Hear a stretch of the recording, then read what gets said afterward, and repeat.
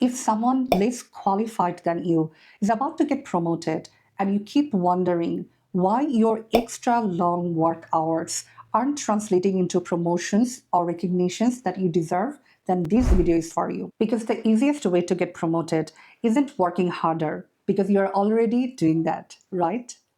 The people getting fastest promotions have all figured out this specific career strategy that most hardworking professionals honestly never get to learn. I use the same exact career strategy to go from answering phones in entry-level roles to becoming a product executive, where in past 15 years, I survived more than 12 rounds of layoffs without ever losing my job, earning more than 250K a year in a tough economy.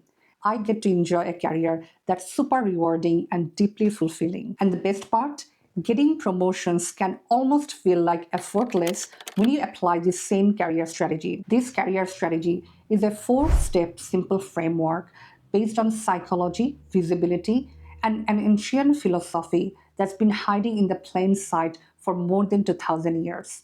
Let me walk you through step by step. Here's something most people get wrong about promotions. They think it's purely about performance. Do your great work, get recognized, and then you'll get promoted, right? Not exactly. Let me ask you something. Have you ever felt drawn to a particular brand or product that you don't remember you spent time intentionally choosing it?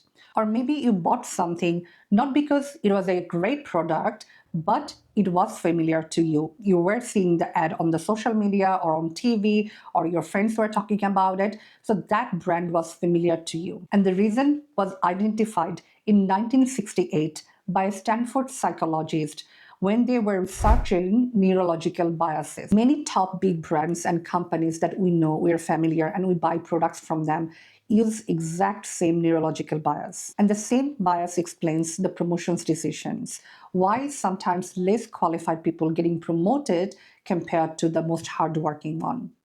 This bias is known as mere exposure effect, where people tend to develop a preference towards something they see it repeatedly because that's familiar, not because they are better or different, because it's familiar to them.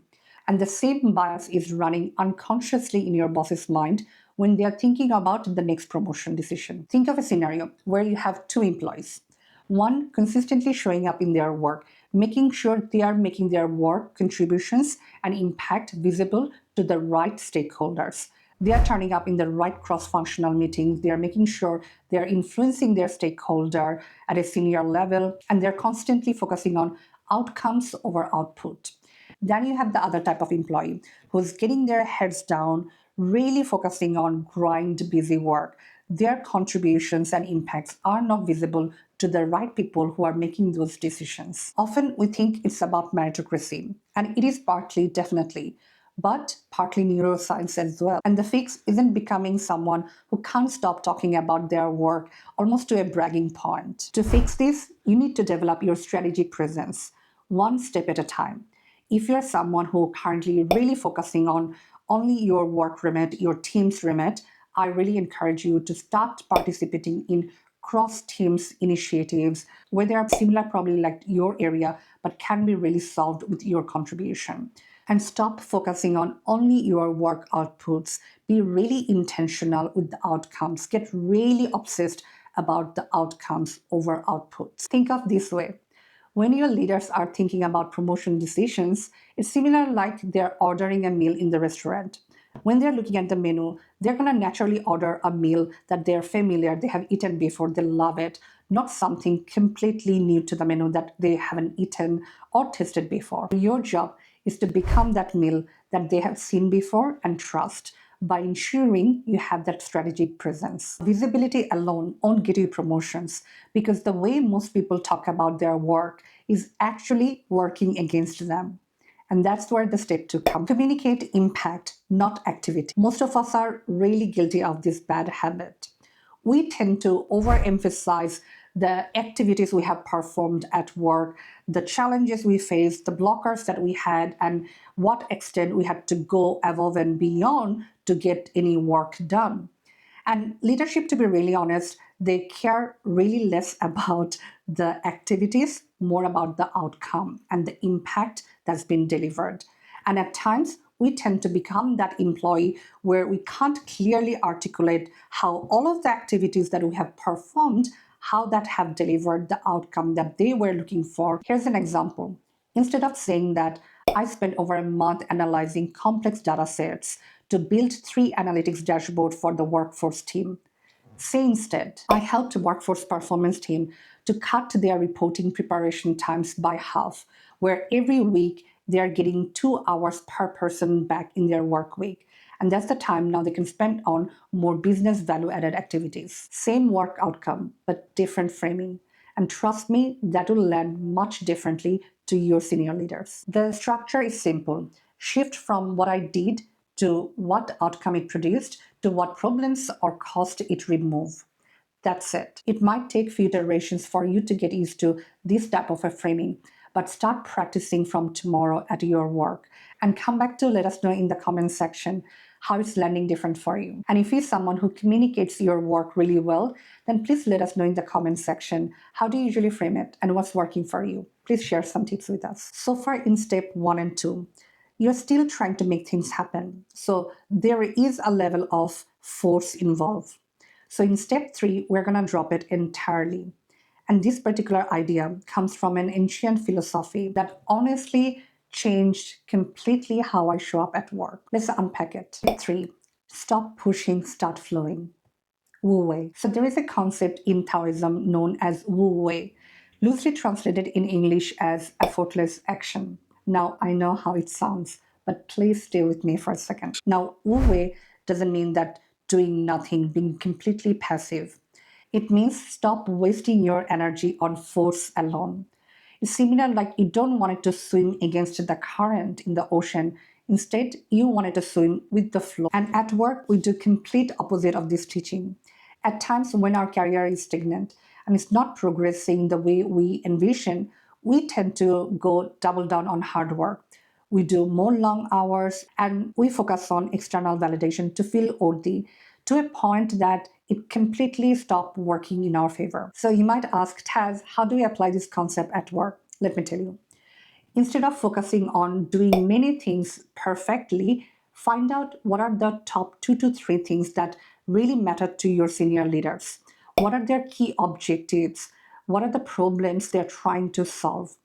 Now double down your energy and focus solving those 2 to 3 problems really beautifully. Everything else, good enough. I'm not saying that you only need to do that 2 to 3 things, but focus your 80 to 90% time to doing those things really beautifully, exceptionally. Everything else, you don't need to be perfect. Good enough is fine. And that's the beautiful lesson I learned from Wu Wei, where I no longer need that external approval or validation. As a result, I'm not spending my time and energy focusing on that. Instead, I'm putting my energy very intentionally and deliberately becoming great at 1 or 2 skill, really mastering those craft. Everything else, good enough is fine. So Wu Wei is not about laziness or passiveness. It's about precision and intentionality. All right, at this point, you are visible. You're communicating the right way. And you are working intentionally on the top things that matters to your leaders. And now comes to the 4th and last step. And honestly, this alone has been game changer in my career. Step 4, sponsors and mentor. Imagine this scenario. Right now, you're at work. You know there is a meeting happening where some of the senior leaders are talking about promotions decision. But you're not in that room, neither your boss. So who do you think gonna advocate for your name in that room? Most of us lives with the illusion that somehow our work gonna speak for ourselves. But our work itself cannot talk. People talk. A study done by Harvard Business School identified 23% of people with sponsor and mentor are more likely to get promotions than people who don't have one. Honestly, after 15 years of professional experience, I see significant amount of people who do not have active engagement with a sponsor and mentor. It's literally mind-blowing. A sponsor has the voice and influence to talk about your work and contribution when you're not in that room. Aside from my own work and contributions, if I had to give a credit to my career success, I would give credit to my sponsors and mentor who invested time and energy in my professional development. Without their guidance, without their sponsorship, I wouldn't be here, period. There is a one thing I want you to take out of this video. This has to be the one. Please make time to find relevant mentors and sponsor in your organization and start engaging with them. Start developing a genuine professional connection with them. Ask them, hey, I'd like to get your feedback on how best I can prepare for the next level, even if it's not immediate. Then get their guidance and start applying it in your work straight away. Figure out a realistic cadence that you can continue to engage with them, whether it's every few weeks, few months, really depending on their availability and the time they can invest. That's the 4 simple steps. Get strategically visible. Communicate your impact, not activity. Work with the flow, not against it. And finally, start investing time and energy to genuinely work on your professional development, guided by your sponsor and mentor. If you're already following any of these steps, please let us know in the comment section below. Would love to hear from you. Finally, if there's any other strategy that helped you to get your promotions, please share with us in the comment section below. Until next time, I'm rooting for you. Keep showing up for yourself. Take care.